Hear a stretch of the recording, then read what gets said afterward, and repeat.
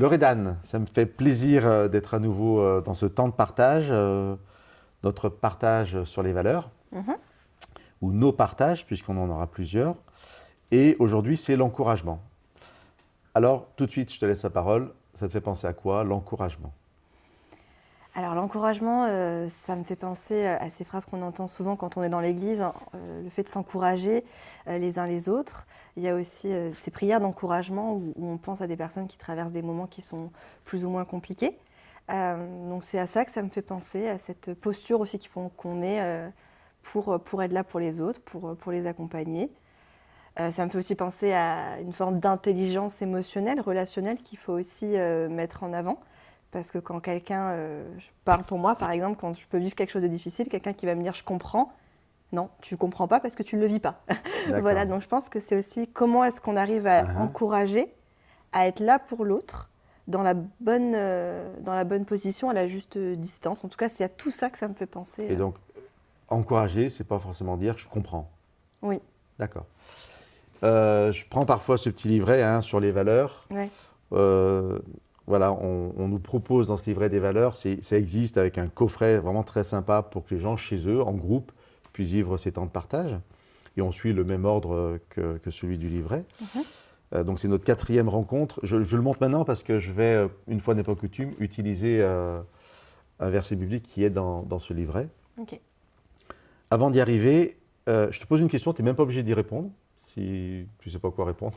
Okay. On y répondra ensemble, en fait, après dans notre échange. Est-ce que pour toi, cette valeur de l'encouragement, c'est un moyen ou une fin en soi?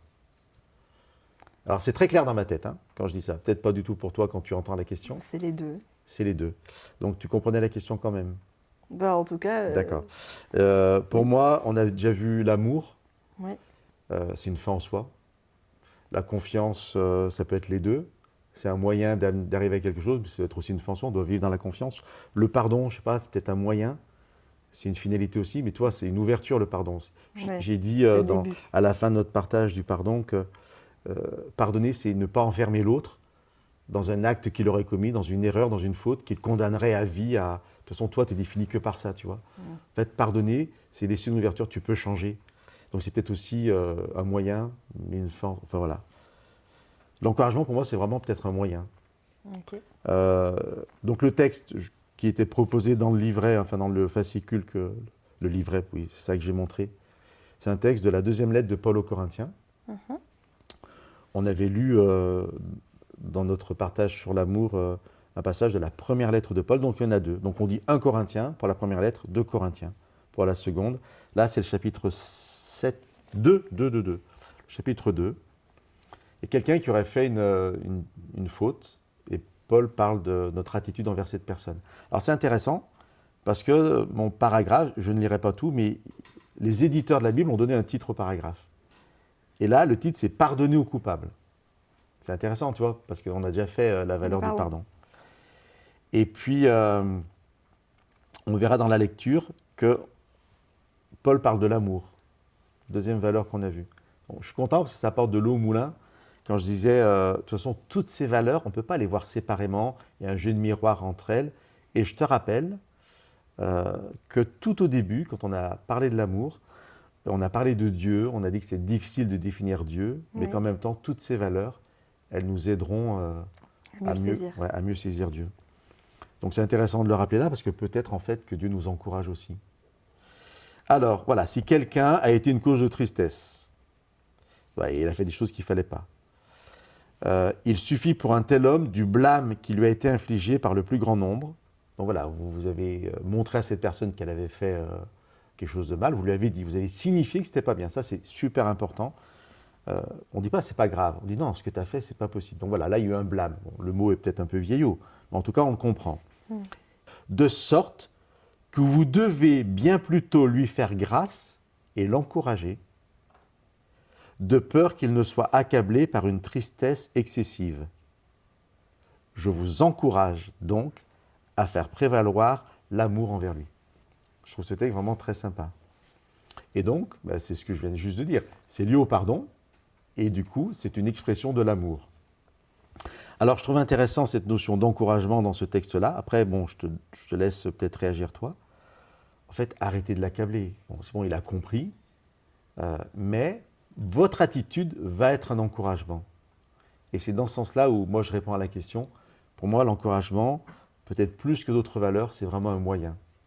Tu vois, c'est un moyen qui s'exprime à travers le pardon pour que la personne comprenne ce qu'est l'amour. Tu vois, si je devais faire un lien entre les trois,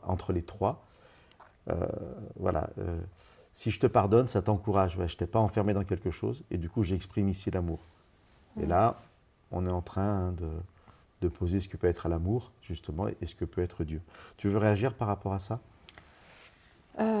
C'est clair pour moi. Après, je te partage aussi ce qui me vient en tête au fur et à mesure, même si c'est un peu plus que ce que tu viens de dire ou c'est peut-être aussi autre chose. Pour moi, derrière l'encouragement, il y a aussi la notion de l'empathie. Je ne sais pas comment l'exprimer, mais parfois tu vas être face à quelqu'un, tu sens qu'il a besoin d'être encouragé, en tout cas qu'il a besoin d'avoir quelqu'un qui est là pour lui. Et pour moi, parfois on va tomber dans le revers de toujours très rapidement en fait dire mais tu aurais pu faire comme ça ou je t'invite à faire comme ça, à tester ça, à être très orienté finalement solution, conseil et aussi parfois à dire bah moi tu sais je l'ai vécu et à beaucoup rapprocher à soi, enfin à projeter. Et je pense qu'une première manière aussi d'encourager c'est juste d'écouter en fait. J'entends l'autre dans ses combats, dans ce qu'il me partage et pour moi l'encouragement on ne peut pas, tout le monde ne peut pas encourager tout le monde. Au sens où pour moi il faut qu'il y ait une relation de confiance. Enfin, c'est que l'encouragement, tu peux être je suis là pour toi et ça va être voilà, une tape sur l'épaule. Pour certains ça va être de dire quelque chose, pour certains ça va être de faire quelque chose et je pense qu'on peut se sentir encouragé par tout ça. Et que comme tu as dit, le pardon c'est effectivement une première manière d'encourager l'autre, quoique parfois on peut pardonner et l'autre peut décider ou non de recevoir ce pardon-là, c'est-à-dire que ça nous appartient pas non plus. Tu vois, j'ai failli te couper la parole parce que je disais dans l'émission précédente, je parlais de ton cursus universitaire, que tu étais donc psychologue. Et non, mais je le répète parce qu'en fait, ce que tu dis là, c'est pas simplement ton avis, un avis personnel, c'est aussi quelque chose qui se fonde sur la psychologie. Toi, enfin, c'est pour valoriser un peu ce que tu dis. C'est pas juste, toi, tu penses comme ça, que parfois, quand on veut encourager, on n'est pas dans le bon trip parce qu'on va dire à la personne, tu aurais dû faire ça, tu n'aurais pas dû faire ça, de ça. Et toi, tu dis non, parfois, c'est juste une présence. Enfin, je veux vraiment valoriser un peu ce que tu dis. D'accord, et c'est aussi pour que, important.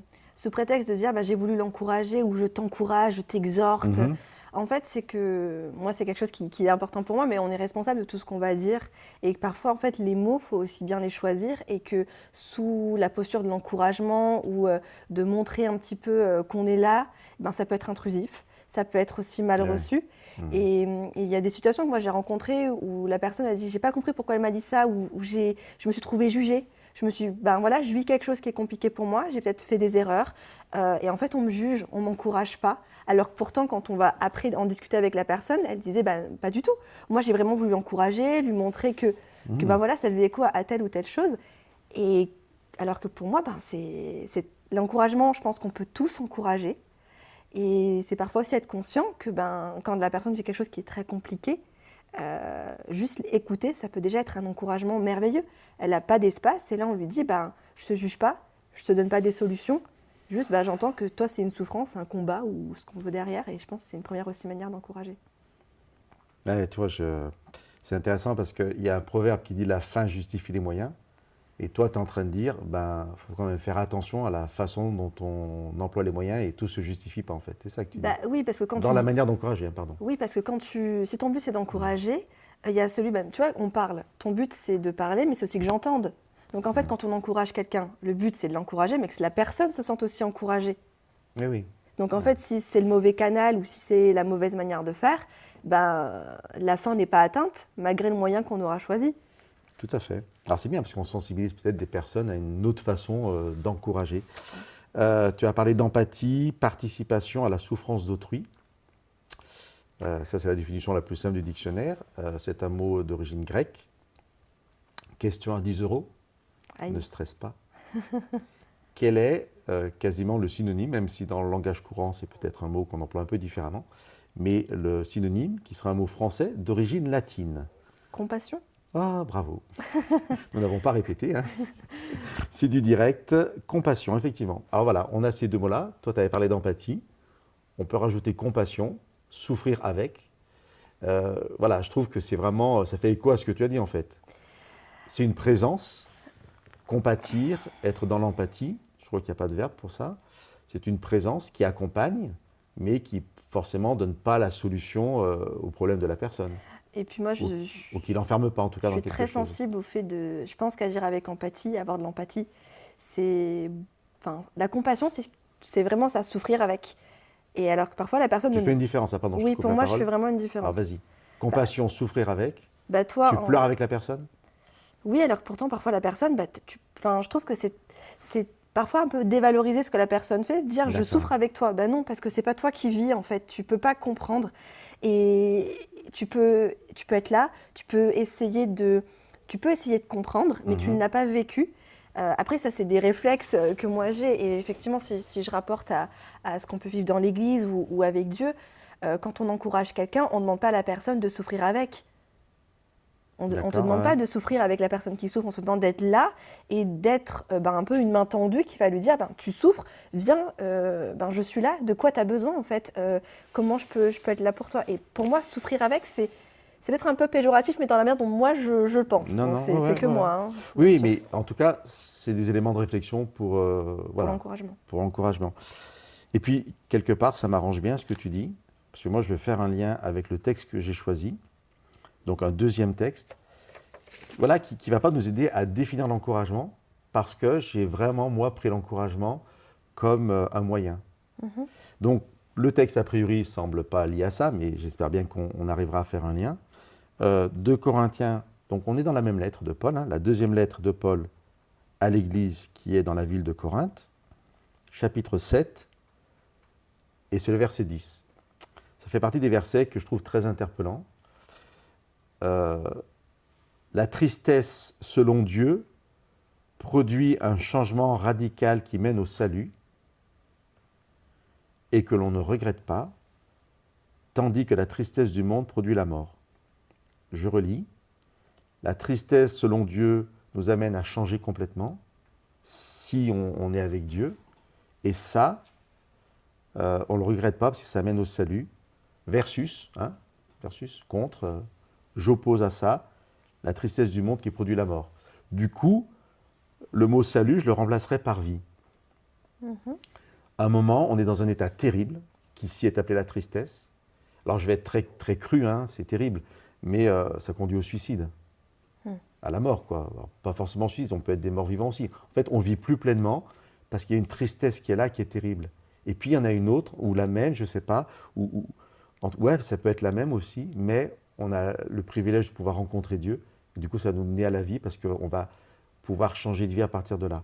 Alors pourquoi ce texte par rapport à notre thème de la compassion, de l'encouragement, tu vois? Intéressant ça. Le thème de l'encouragement, mais toi, tu as beaucoup parlé d'empathie, en fait, même plus que de compassion. Tu as donné un petit côté négatif à la compassion, l'empathie. En fait, moi, ce que je voudrais dire, puis je te laisserai finir, on sait que quelqu'un vit une tristesse terrible, on va être là, on va être présent, et notre empathie, eh bien, au lieu que la personne pète un câble, quoi, et peut-être ça ira jusqu'à la mort, même si c'est une mort tu vois, symbolique. Symbolique. En fait, on va l'amener vraiment à changer, et on va l'amener en fait au salut, à la vraie vie. Donc, comment toi, tu pourrais encourager les gens pour être dans l'empathie? Moi, je pense que mon postulat, c'est que Dieu, quand il demande quelque chose, nous demande d'encourager, c'est que c'est pas simple. Et moi, ce que je trouve très beau dans l'encouragement, c'est que ça nous demande d'être en lien avec l'autre. Et être en lien avec l'autre dans ce dont il a besoin et pas forcément dans ce que nous, on pense être important. Et c'est en ça que je faisais le lien avec l'empathie. C'est que finalement, c'est aller au-delà de ce qu'on pense qu'on aurait, nous, eu besoin d'avoir. C'est-à-dire ne pas se dire, moi, si je voulais être encouragée, j'aurais besoin de ça, j'aimerais qu'on me dise ça. Puis c'est vraiment se dire, c'est une sorte de, pas de se mettre au service de l'autre, mais se dire, voilà, là, je suis là pour toi. Voilà, Dieu, permets-moi d'être là à la bonne place, de permettre à cette personne de te rencontrer, de vivre quelque chose avec toi qui va le faire sortir de ça. Et c'est le lien à l'autre pour moi, vraiment. Ouais, pourquoi tu dis pas être au service de l'autre? Moi, ça ne me choque pas. Oui, mais c'est peut-être trop, ouais. non, Enfin, non, c'est effectivement, moi, j'aime bien. ça peut être ça, peut Ouais. être ça. Mais pour moi, c'est un très beau défi. Dieu nous encourage, c'est-à-dire il ne fait pas ce que lui, enfin, c'est bizarre de dire, mais en fait, il spécifie, il adapte en fait la manière de nous encourager parce qu'on est tous différents. Et je pense que c'est aussi un très beau défi pour nous finalement. Quand on encourage l'autre, c'est pas pour soi, c'est de quoi est-ce qu'il a besoin et comment Dieu tu peux agir en moi pour qu'en fait je sois à la bonne place. En tout cas, c'est ce que moi j'entends derrière cette valeur-là. Belle conclusion. Après l'amour, la confiance, le pardon, l'encouragement aujourd'hui. Demain, la sagesse. À demain. À demain.